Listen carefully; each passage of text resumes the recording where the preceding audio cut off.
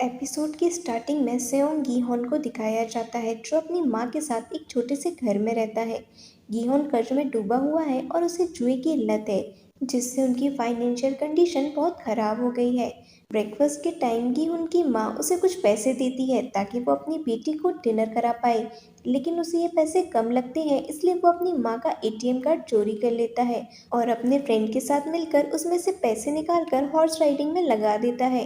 लगातार हारने के बाद फाइनली गीहोन 4 मिलियन वॉन जीत जाता है, लेकिन गीहोन ने जिन लोगों से पैसे उधार लिए थे वो उसके पीछे पड़ जाते हैं और उसे पकड़ लेते हैं। गीहोन उन्हें पैसे देने के लिए अपनी जेब चेक करता है, तब उसके पास पैसे नहीं होते। उसे याद आता है भागते टाइम वो एक लड़की से टकरा गया था और उसी लड़की ने उसकी जेब काट कर पैसे चुरा लिए। क्योंकि गीहोन के पास पैसे नहीं थे इसलिए वो लोग उसे 1 महीने का टाइम देकर एग्रीमेंट साइन करा के वहां से चले जाते हैं। गीहोन किसी तरह कुछ पैसों का जुगाड़ करके अपनी बेटी को डिनर कराने ले जाता है और उसे घर छोड़ता है। स्टेशन में उसकी ट्रेन मिस हो जाती है और गीहोन दूसरी ट्रेन का वेट कर रहा होता है। तभी एक बंदा वहां आकर उसे दत्तकजी खेलने कहता है, एक ऐसा गेम जहां उन्हें एक कार्ड को दूसरे कार्ड से मारकर फ्लिप करना है। अगर वो जीतता है तो उसे 1 लाख वॉन मिलेगा और हारने पर उसे थप्पड़ मिलेगा। ये सुनकर गीहोन गेम खेलने को रेडी होता है और काफी हारने और मार खाने के बाद फाइनली वो जीत जाता है। उसके बाद वो बंदा गीहोन को कार्ड देकर कहता है अगर वो और पैसे जीतना चाहता है तो वो उसे कांटेक्ट करे। जब गीहोन अपने घर पहुंचता है तब उसकी मदर उससे बोलती है कि तुम्हारी वाइफ अपने न्यू हस्बैंड के साथ यूएस में शिफ्ट होने वाली है। गीहोन नहीं चाहता था कि उसकी बेटी उससे दूर जाए, लेकिन उसकी कस्टडी वापस लेने के लिए उसे काफी पैसे चाहिए थे, इसलिए वो उस कार्ड वाले नंबर पर कॉल करता है। वो लोग गीहोन को एक वैन में कहीं ले जाते हैं जहां उसके साथ और भी लोग थे। उन सभी को बेहोश कर दिया जाता है। जब उनकी आंख खुलती है तो वो सब एक बड़ी फैसिलिटी में बंक बेड पर थे। उनके कपड़े बदल चुके थे और उनका सारा सामान उनसे ले लिया गया था। यहाँ टोटल 456 प्लेयर थे और यहाँ एक फ्रंटमैन था जिसके इशारे पर यह सब हो रहा था और वो सब पर नजर रखे हुए था। इन सभी प्लेयर्स में एक बात कॉमन थी कि वो सब कर्ज में डूबे हुए थे। गीहोन वहाँ प्लेयर नंबर 1 से मिलता है जो एक ओल्ड मैन था। साथ ही उसके ब्रेन में ट्यूमर की वजह से वो यहाँ आया था क्योंकि उसकी लाइफ वैसे ही खत्म होने वाली थी। वो दोनों बात कर रहे होते हैं तभी एक लड़ाई उनका ध्यान खींच लेती है। जिस लड़की ने पिछले दिन गीहोन के पैसे चुराए थे वो एक ऐसे आदमी से लड़ रही थी जो एक गैंगस्टर था। गीहोन दोनों के बीच आता है और उस लड़की को पैसा वापस करने की धमकी देता है। तभी रेड सूट और मास्क में उस फैसिलिटी के वर्कर वहां आ जाते हैं और उन सभी का स्वागत करते हैं और उन्हें बताते हैं वो 6 दिनों में 6 गेम खेलेंगे और जो सभी 6 गेम जीत जाएगा उन्हें बहुत सारा प्राइज मनी मिलेगा। इसके बाद उन सभी से एक कंसेंट फॉर्म साइन कराया जाता है जिसमें 3 रूल होते हैं। पहला, खिलाड़ियों को खेल शुरू होने के बाद खेलना बंद करने की अनुमति नहीं है। दूसरा, जो खिलाड़ी खेलने से इनकार करता है उसे एलिमिनेट कर दिया जाएगा। तीसरा, अगर मेजोरिटी अग्री हो तो गेम बंद कर दिया जाएगा। उसके बाद उन्हें पहले गेम के लिए ले जाया जाता है जहां गीहोन अपने बचपन के दोस्त संगवू से मिलता है। गीहोन उसे देखकर काफी सरप्राइज था क्योंकि संगवू की मदर का कहना था वो बिजनेस ट्रिप पर बाहर गया है। फाइनली गेम स्टार्ट होता है जिसका नाम है ग्रीन लाइट रेड लाइट और इस गेम को पूरा करने के लिए उनके पास बस 10 मिनट हैं। इस गेम के रूल काफी सिंपल थे, जैसे ही डॉल गाना गाना स्टार्ट करेगी उन्हें आगे बढ़ना है और गाना रुकते ही उन्हें फ्रीज हो जाना है और अगर कोई हिला तो उसे एलिमिनेट कर दिया जाएगा। पहले उन्हें ये सब किसी मजाक की तरह लगता है, लेकिन जब एक बंदा एलिमिनेट होता है उसे गोली मार दी जाती है। ये देखकर सब समझ जाते हैं उनकी लग चुकी है। ये देखकर कुछ लोग पैनिक होकर इधर उधर भागने लगते हैं और मारे जाते हैं। इन सभी के पास एक ही रास्ता था कि उन्हें कैसे भी ये गेम खत्म करना है, इसलिए जैसे तैसे वो लोग गेम कंप्लीट करते हैं। वर्कर मरने वालों की बॉडी को ठिकाने लगाते हैं और अब 456 प्लेयर में से सिर्फ 201 प्लेयर बचे थे। ये देखकर बहुत से लोग गेम खेलने से मना कर देते हैं। संगू आगे बढ़कर रूल नंबर 3 के अकॉर्डिंग गेम बंद करने की डिमांड करता है। लीडर वोटिंग के लिए रेडी था, लेकिन इससे पहले वो गेम की प्राइज मनी सबको बताता है जो कि 45 बिलियन वॉन थी। अगर गेम बंद हुआ तो उसमें से 100 मिलियन मरने वालों की फैमिली में बांट दिए जाएंगे। इसके बाद वोटिंग स्टार्ट होती है और मेजॉरिटी में लोग गेम क्विट करना चाहते थे। उन्हें बिना किसी नुकसान के घर जाने की अनुमति दी जाती है। स्टाफ का कहना था अगर मेजॉरिटी लोग फिर से गेम खेलना चाहते हैं तो उनसे कांटेक्ट किया जाएगा और गेम दोबारा स्टार्ट की जाएगी। इसके बाद उन सभी को छोड़ दिया जाता है। नेक्स्ट डे गीहोन जाकर पुलिस को ये सारी बातें बताता है और उन्हें विजिटिंग कार्ड देता है जिसमें उन लोगों का नंबर था, बट वो नंबर इनवैलिड था, इसलिए पुलिस उसकी बात पर विश्वास नहीं करती और उसे पागल समझती है। गीहोन अपने घर जाता है बट उसकी मदर घर पर नहीं थी। वहीं दूसरी तरफ संगवू अपनी मदर को चुप कर देख रहा होता है क्योंकि उसके घर जाने की हिम्मत नहीं थी। तभी वहाँ गीहोन आता है और संगवू उसे बताता है उसके ऊपर 6 बिलियन वॉन का कर्ज है क्योंकि उसने क्लाइंट के पैसे चोरी करके उसे स्टॉक मार्केट में लगा दिया था और वो सारे पैसे डूब चुके हैं। तभी गीहोन को हॉस्पिटल से कॉल आता है जहाँ उसे पता चलता है उसकी मदर की डायबिटीज़ बढ़ गई है जिस वजह से उनके पैर की चोट के कारण उनके पैर की सर्जरी करनी होगी। लेकिन गीहोन के पास ऑपरेशन के लिए इतने पैसे नहीं थे और उसकी अपनी माँ के बच्चे पैसे भी उसने जुए में उड़ा दिए थे। इसलिए वो पैसे मांगने अपनी एक्स वाइफ के पास जाता है लेकिन वो उसे पैसे देने से मना कर देती है। तभी उसका हस्बैंड वहाँ आता है और वो उसे पूरी बात बताती है। उसका हस्बैंड गीहोन को पैसे देता है, साथ ही उसके सामने ये कंडीशन रखता है वो उसकी फैमिली से दूर रहेगा और अपनी बेटी से भी नहीं मिलेगा। ये सुनकर गीहोन गुस्से में उसे मारने लगता है और ये सब उसकी बेटी देख लेती है। दूसरी तरफ गेम का एक और प्लेयर अली अपने बॉस से पैसे मांगने जाता है पर उसका बॉस पैसे देने से मना कर देता है जिस वजह से उन दोनों में हाथापाई हो जाती है और उसके बॉस का हाथ मशीन में आ जाता है।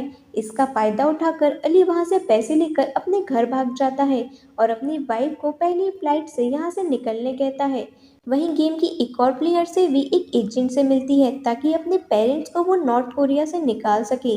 दरअसल वो अपने भाई के साथ नॉर्थ कोरिया से भागी थी और उसका भाई एक ऑर्फनेज में था और उसने अपने भाई से वादा किया था जल्दी उनकी फैमिली साथ होगी। दूसरी तरफ हम एक पुलिस ऑफिसर होंग को देखते हैं। उसका भाई कुछ दिनों से गायब था।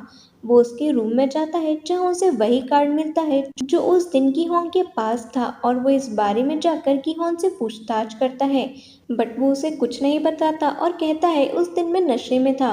गीहोन गेम में वापस जाना चाहता था इसलिए उसे कोई परेशानी नहीं चाहिए थी। हर प्लेयर को वो कार्ड दोबारा मिलता है जिसमें गीहोन भी था और वो डिसाइड करता है वो ये गेम दोबारा खेलेगा। वापस सबको बेहोश करके गाड़ी से शिप में ले जाया जाता है। पुलिस ऑफिसर होंग गीहोन का पीछा करके उस जगह पहुंच जाता है और एक गार्ड को मारकर खुद उसकी जगह ले लेता है और यहाँ होंग को मास्क के ऊपर बने शेप के रोल का पता चलता है जिसमें सबसे सीनियर स्क्वायर मास्क है, उसके बाद ट्रायंगल और सबसे नीचे सर्कल मास्क था। सभी एक आइलैंड में पहुंचते हैं जहां उन्हें वापस फैसिलिटी में रखा जाता है। गीहोन वापस ओल्ड मैन से मिलता है और गीहोन संगवू अली और ओल्ड मैन के साथ अपनी एक टीम बना लेता है लेकिन यहाँ किसी को भी नेक्स्ट गेम का कोई आइडिया नहीं था। वॉशरूम में सेबी और मिनियो साथ थे जहां सेबी छुपते हुए चाकू से छत की वेंट को खोलकर फैसिलिटी चेक करती है और देखती है किचन में काफ़ी ज़्यादा क्वांटिटी में चीनी पिघलाई जा रही है। इससे पहले कि गार्ड उन्हें पकड़ पाए सेबी वापस आ चुकी होती है। सेबी मिनियो को सारी बात बताती है और संगवू उन दोनों को बात करते हुए सुन लेता है। जब वो सेबी से इस बारे में पूछता है तो वो उसे चीनी पिघलाने वाली बात बता देती है। सभी को वापस प्लेग्राउंड में ले जाया जाता है जहाँ उनके सामने 4 शेप थे और उन्हें उनमें से एक शेप चुनना था। संगवू को इन सब से गेम का आइडिया हो जाता है लेकिन वो किसी को कुछ नहीं बताता। गीहोन जब उसे टीम बनाकर एक शेप लेने बोलता है तब संगवू कहता है हमें नहीं पता गेम क्या है इसलिए हमें अलग अलग खेलना चाहिए और वो खुद बड़ी चालाकी से ट्रायंगल शेप ले लेता है। उसके बाद सभी को एक डब्बे में शेप बने मिलते हैं। गेम ये थी कि उन सबको डब्बे में बने शेप को बिना तोड़े बाहर निकालना था और शेप के टूटने पर उन्हें एलिमिनेट कर दिया जाएगा। संगवू इजी शेप लेकर जल्दी से गेम कंप्लीट कर लेता है लेकिन गीहोन की हालत खराब थी। अचानक वो नोटिस करता है शेप गीला होकर आसानी से निकाला जा सकता है इसलिए वो अपने सलाइवा की मदद से उस शेप को बाहर निकाल लेता है और उसका ये आइडिया बहुत से लोग कॉपी करते हैं। गेम कंप्लीट कर लेने वाले प्लेयर्स को वापस फैसिलिटी में भेज दिया जाता है और अब 187 प्लेयर्स में से सिर्फ 108 प्लेयर ही बचे थे। इसके बाद सभी को डिनर दिया जाता है लेकिन कुछ लोग वापस लाइन में लगकर एक्स्ट्रा डिनर ले लेते हैं जिससे डिनर कम पड़ जाता है। इस वजह से एक आदमी की खाने को लेकर गैंगस्टर से लड़ाई हो जाती है और वो आदमी मारा जाता है और एलिमिनेट हो जाता है। वहीं दूसरी तरफ उन प्लेयर्स में एक डॉक्टर भी था जो कुछ गार्ड के साथ मिलकर मरे हुए लोगों के ऑर्गन निकालने का काम करता था और ये ऑर्गन बाहर मार्केट में बेच दिए जाते थे। ये सारा काम फ्रंटमैन से छुपकर किया जा रहा था और कंट्रोल रूम का गार्ड भी उनकी टीम का मेंबर था जिसका काम सारी फुटेज डिलीट करना था। ऑर्गन निकालने के बदले में गार्ड्स डॉक्टर को पहले ही गेम बता देते थे ताकि वो इजीली सरवाइव कर सके। वो डॉक्टर को बताते हैं आज जानबूझकर उन्होंने लोगों को कम खाना दिया है ताकि लोगों के बीच फाइट हो और वीक प्लेयर्स पहले ही बाहर हो जाएं। 30 मिनट में लाइट्स ऑफ होने वाली थी। संगवू को फैसिलिटी की हालत ठीक नहीं लगती, इसलिए वो अपनी टीम को एक साथ रहने कहता है। वहीं डॉक्टर इस इंफॉर्मेशन का फायदा उठाकर गैंगस्टर की टीम में शामिल हो जाता है और बदले में उसे नेक्स्ट गेम के बारे में बता देता है। लाइट्स ऑफ होने पर गैंगस्टर अपनी टीम के लोगों के साथ मिलकर सबको मारने लगता है। जब वो सेवी को मारने जाता है तब की होन सही वक्त पर पहुंचकर उसे बचा लेता है। कुछ देर बाद गार्ड्स आकर उन्हें रोकते हैं और अब 108 में से 80 प्लेयर्स बचे हुए थे। नेक्स्ट डे उन सबको वापस गेम के लिए ले जाया जाता है और उन्हें 10 प्लेयर की एक टीम बनाने के लिए टाइम दिया जाता है। सब अपनी टीम बना रहे होते हैं तभी गैंगस्टर मिनियो को अपनी टीम से निकाल देता है क्योंकि उसे गेम के बारे में पहले से पता था, इसलिए वो सारे स्ट्रॉन्ग मेल प्लेयर अपनी टीम में रखता है। संगवू की टीम में एक मेंबर कम था, इसलिए मिनियो उनकी टीम में शामिल हो जाती है। गेम का नाम था टग ऑफ वॉर और इस गेम के रूल थे कि उन्हें अपनी सामने वाली टीम को रस्सी खींचकर नीचे गिराना है। गेम स्टार्ट होता है और गैंगस्टर की टीम आसानी से इस गेम को जीत जाती है। नेक्स्ट टर्न संगवू की टीम की थी, लेकिन उसे डाउट था कि वो लोग नहीं जीत पाएंगे क्योंकि पहले से ही उनकी टीम में 3 लड़कियां और एक बुढ़ा आदमी है। ओल्डमैन कहता है उसने अपनी यंग एज में कई बार टग ऑफ वॉर खेला है और उसकी टीम आज तक कोई गेम नहीं हारी क्योंकि टग ऑफ वॉर केवल ताकत का नहीं बल्कि दिमाग और टेक्निक का खेल भी है। वो बताता है उन्हें किस तरह इस गेम को खेलना है और उसकी स्ट्रेटेजी से उनकी टीम ये गेम जीत जाती है। अब केवल 40 प्लेयर बचे हुए थे और 30 मिनट बाद लाइट्स ऑफ होने वाली थी, इसलिए संगवू उन्हें बोलता है हमें तैयार रहना होगा। वो सब अपने चारों ओर बंक बेड से दीवार बना लेते हैं और डिसाइड करते हैं वो लोग बारी बारी से पहरा देंगे। वहीं गैंगस्टर को अपनी टीम के लोगों पर ट्रस्ट नहीं था। वो लोग आज शायद उसे भी मार सकते थे, इसलिए आज वो फाइट करने के लिए मना कर देता है। दूसरी तरफ डॉक्टर गार्ड के साथ मिलकर बॉडी के ऑर्गन को निकाल रहा था और 2 गार्ड्स को उन्हें डिलीवर करने जाना था, जिसमें से एक पुलिस ऑफिसर होंग भी था।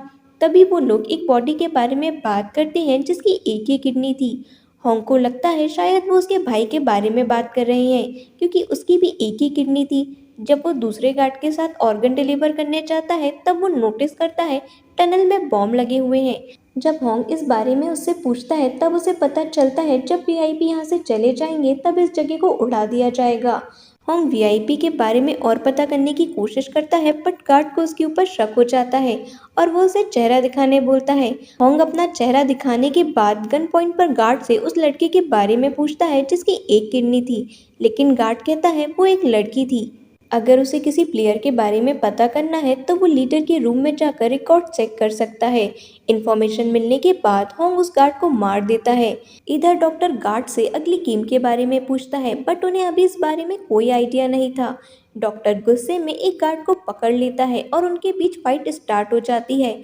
डॉक्टर उस गार्ड को मारकर वहां से भाग जाता है। दूसरा गार्ड डॉक्टर के पीछे एक प्लेग्राउंड तक पहुंच जाता है और वो डॉक्टर को अपनी बातों में फंसाकर उसे मारने वाला होता है। तभी फ्रंट मैन वहां आकर उस गार्ड को मारने के बाद डॉक्टर को भी मार देता है। उन्हें उस गार्ड की बॉडी भी मिल जाती है जिसे होंग ने मारा था और अब वो ये बात जानते थे कि उनकी फैसिलिटी में कोई घुस चुका है। दूसरी तरफ होंग किसी तरह फ्रंटमैन के रूम तक पहुंच जाता है और रिकॉर्ड्स चेक करता है, जहां उसे सभी प्लेयर्स की एक लिस्ट मिलती है जिसमें उसके भाई का भी नाम था जो 2015 में इस गेम का विनर बना था। इधर सभी प्लेयर्स को वापस गेम खेलने के लिए ले जाया जाता है जहां सभी को अपना एक पार्टनर चुनना था। मिनियो की काफी कोशिश और चीखने चिल्लाने के बाद भी कोई उसे अपना पार्टनर नहीं बनाता और वो अकेली बच जाती है। गेम खेलने वाले प्लेयर्स को 10 मार्बल दिए जाते हैं और गेम ये थी कि हर प्लेयर को उन मार्बल के साथ कोई ना कोई गेम खेलते हुए अपने पार्टनर से उनके मार्बल लेने हैं और उनमें से हारने वाले को मार दिया जाएगा। संगवू और अली ऑड और इवन का गेम खेलते हैं जिसमें सामने वाले की मुट्ठी में रखे मार्बल ऑड या इवन है। उन्हें ये गैस करना था अली संगू के सारे मार्बल जीत जाता है और लास्ट में संगू के पास केवल एक मार्बल रह जाता है। संगू जानता था कि अब वो नहीं जीत सकता, इसलिए वो अली को अपनी बातों से यह यकीन दिला देता है अगर उनमें से कोई हार भी जाए तो बाकी टीम के हारे हुए प्लेयर्स के साथ वो दोबारा खेलेंगे। इस तरह अली के विश्वास का फायदा उठाकर संगू उसके सारे मार्बल बदल देता है और गार्ड्स को मार्बल देकर वहां से बाहर चला जाता है। वहीं दूसरी तरफ गिहोन ओल्डमैन के साथ गेम खेलता है, लेकिन ट्यूमर की वजह से ओल्डमैन की दिमागी हालत ठीक नहीं थी और वो गेम ना खेलते हुए इधर उधर घूमने लगता है। तब गिहोन उसे किसी तरह रिक्वेस्ट करके खेलने के लिए मना लेता है। वो लोग भी ऑड और इवन का गेम खेलते हैं जिसमें ओल्ड मैन गिहोन के सारे मार्बल जीतने लगता है। लास्ट राउंड में वो भूल जाता है कि उसने क्या लिया था और उसकी दिमागी हालत का फायदा उठाकर गिहोन उसके सारे मार्बल ले लेता है। गिहोन को लगता है कि वो जीत गया, बट ओल्ड मैन के पास अभी भी एक मार्बल बचा हुआ था और वो वापस इधर उधर घूमने लगता है। गिहोन वापस उसे खेलने की रिक्वेस्ट करता है, लेकिन ओल्ड मैन कहता है मैं जानता हूँ तुमने धोखे से सारे मार्बल मुझसे ले लिए हैं। बाद में ओल्ड मैन खुद ही गिहोन को अपने मार्बल दे देता है। वहीं से भी उनके साथ गेम खेलती है। उन दोनों में से जो भी मार्बल दीवार के ज्यादा पास फेंकेगा वो जीत जाएगा। सेवी की टर्न के बाद यून जानबूझकर अपने मार्बल को गिरा देती है। सेवी दोबारा गेम खेलने कहती है, लेकिन यून का कहना था उसने अपने एब्यूसिव फादर को मार दिया और जेल चली गई। गेम जीतने के बाद भी उसके पास जीतने की कोई वजह नहीं है, लेकिन सेवी की पूरी फैमिली है। टाइम खत्म होते ही हारने वाले प्लेयर्स को मार दिया जाता है और सभी की बॉडी उनके घर वालों को भेज दी जाती है। जब सब वापस फैसिलिटी में आते हैं वो देखते हैं मिनियो अभी भी जिंदा है, क्योंकि उसे किसी ने खेलने के लिए नहीं चुना था। इधर फ्रंटमैन को होंग का आईडी कार्ड मिल जाता है। तभी उसे इन्फॉर्मेशन मिलती है कि सारे वीआईपी पहुंच चुके हैं और वो उन्हें रिसीव करने जाता है। सारे वीआईपी के रूम में जाने के बाद फ्रंटमैन एक शख्स को उन्हें आने की खबर देता है। प्लेयर्स को वापस गेम एरिया में लाया जाता है, जहां उन्हें 1 से 16 के बीच नंबर को चुनना था। लास्ट में केवल 2 नंबर बचते हैं, लेकिन गिहोन कंफ्यूज था क्योंकि उसे गेम के बारे में कुछ नहीं पता था।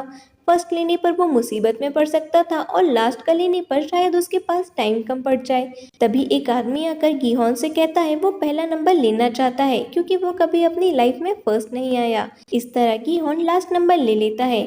उन सभी को गेमिंग रूम में लाया जाता है और गेम का नाम था स्टेपिंग स्टोन, जिसमें उन्हें दिए हुए टाइम में ग्लास के ब्रिज से एक साइड से दूसरे साइड जाना होगा, जिनमें से कुछ ग्लासेस टेम्पर्ड के हैं और अगर प्लेयर्स गलती से टेम्पर्ड के ग्लास पर पैर रखते हैं तो वो नीचे गिरकर मारे जाएंगे। गेम स्टार्ट होता है। लोग अपनी किस्मत के भरोसे आगे बढ़ते हैं और एक एक करके मरने लगते हैं। और अब बारी गैंगस्टर की थी, लेकिन वो आगे जाने से मना कर देता है। इनके पास बस एक ही रास्ता था, या तो वो आगे जाएं या सब यहीं मर जाएंगे। तभी मिन्यो उसके सामने आती है और कहती है मैंने बोला था अगर तुमने मुझे धोखा दिया तो मैं तुम्हें मार डालूंगी। तभी मिन्यो गैंगस्टर को पकड़कर उसके साथ नीचे गिर जाती है और दोनों की डेथ हो जाती है।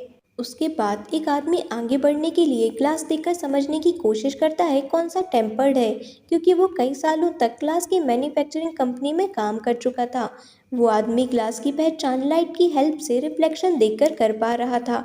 जब ये बात फ्रंटमैन को पता चलती है तो वो लाइट्स की सेटिंग चेंज कर देता है। लास्ट में एक स्टेप बचा था और टाइम कम था, तभी संगू उस बंदे को ग्लास के ऊपर धक्का दे देता है और तीनों यानी संगू, गिहोन और सेवी ब्रिज क्रॉस कर लेते हैं।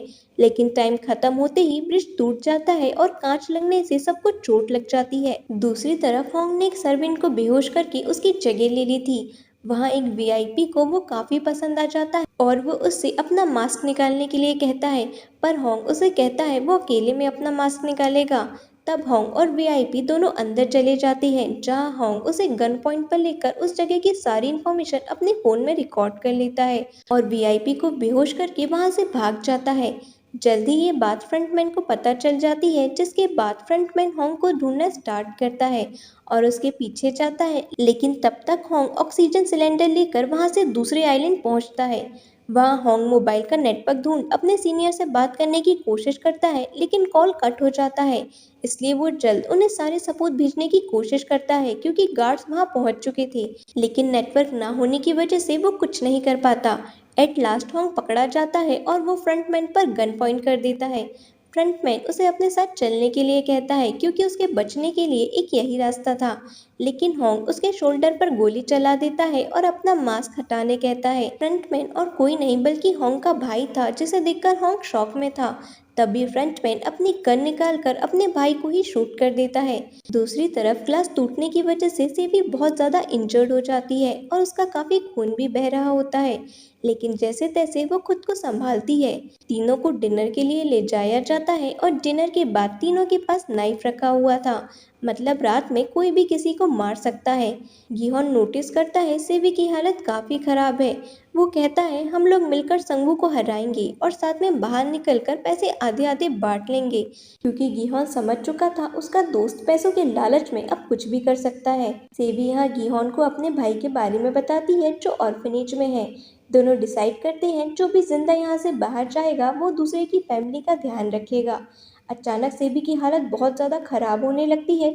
उसे जल्द इलाज की ज़रूरत थी, इसलिए गिहोन मदद मांगने जाता है, पर जब तक वो वापस आता है तब तक संगू सेबी को मार चुका था, क्योंकि संगू को यकीन था गिहोन उस लड़की को बचाने के लिए गेम छोड़ देगा और उतनी दूर आने के बाद भी उसके हाथ कुछ नहीं आएगा। नेक्स्ट डे दोनों को फाइनल गेम के लिए ले जाया जाता है, जिसका नाम था स्क्विड गेम। गिहोन टॉस जीत जाता है और वो ऑफेंस साइड चुनता है। इस गेम में ऑफेंस करने वाले को स्क्विड के कोर्ट में जाना होगा और सर्कल को छूकर ट्रायंगल तक पहुंचना होगा और डिफेंडर को उसे स्क्विड से बाहर फेंकना होगा। गेम स्टार्ट होता है और दोनों में जोरदार फाइट होती है, जिसमें संगू की हालत खराब हो जाती है। तभी गिहोन कहता है वो ये गेम रोकना चाहता है और संगू को साथ घर चलने के लिए कहता है, लेकिन संगू उसकी बात नहीं मानकर खुद को ही मार लेता है। फाइनली गिहोन प्राइज मनी जीत जाता है और उसे सड़क पर एक एटीएम कार्ड के साथ छोड़ दिया जाता है। गिहोन एटीएम जाकर पैसे चेक करता है जो उसके अकाउंट में क्रेडिट हो चुके थे। वो उसमें से कुछ पैसे निकालकर घर जाता है, जहां उसकी मदर की डेथ हो चुकी थी और उसकी बेटी भी यूएस जा चुकी थी। इसके बाद हमें 1 साल बाद का टाइम दिखाया जाता है, जहां गिहोन पूरी तरह से शराब में डूबा हुआ है और अभी तक उसने उन पैसों का इस्तेमाल नहीं किया। एक दिन एक ओल्ड लेडी उसे फूल बेचने आती है और उसे सेम वैसा ही कार्ड देती है जिसमें एक एड्रेस लिखा था। गिहोन जब उस एड्रेस पर जाता है उसे पता चलता है इन सब गेम का मास्टरमाइंड ओल्ड मैन है जो अभी भी जिंदा है। गिहोन के पूछने पर वो बताता है ये सब उन्होंने अपने क्लाइंट के साथ मिलकर अपने मजे के लिए किया है, लेकिन उन्होंने कभी भी किसी को गेम खेलने के लिए मजबूर नहीं किया। वो उन लोगों के साथ इसलिए खेल रहा था क्योंकि उसे गेम देखने से ज्यादा खेलने में मजा आता है। ओल्डमैन गिहोन से कहता है जो पैसे तुमने जीते हैं वो तुम्हारे हैं। जिसके बाद ओल्डमैन की डेथ हो जाती है। गिहोन सेवी के भाई के पास जाता है और उसे ऑर्फनेज से लाकर संगू की मॉम के पास जाता है और उन्हें उसकी देखरेख करने के लिए कहता है। साथ ही वो एक सूटकेस वहां छोड़कर चला जाता है जिसमें काफी पैसे होते हैं। गिहोन नॉर्मली अपनी लाइफ जीना स्टार्ट कर देता है, तभी एक दिन मेट्रो स्टेशन पर उसी आदमी को देखता है जो स्टार्टिंग में उससे मिला था। गिहोन उसका पीछा करता है, लेकिन वो आदमी वहां से भाग जाता है। जिस बंदी के साथ वो आदमी गेम खेल रहा था, गिहोन उसे कार्ड छीनकर उस नंबर पर कॉल करता है, क्योंकि वो जानना चाहता था कि ये लोग कौन हैं और लोगों के साथ ऐसा क्यों कर रहे हैं, क्योंकि इन सब के लिए वो उन्हें कभी माफ नहीं कर सकता। तभी सामने से जवाब आता है अगर उसे जिंदा रहना है तो वो जल्दी से प्लेन में चढ़ जाए। और इसके साथ ही ये सीजन यही एंड हो जाता है।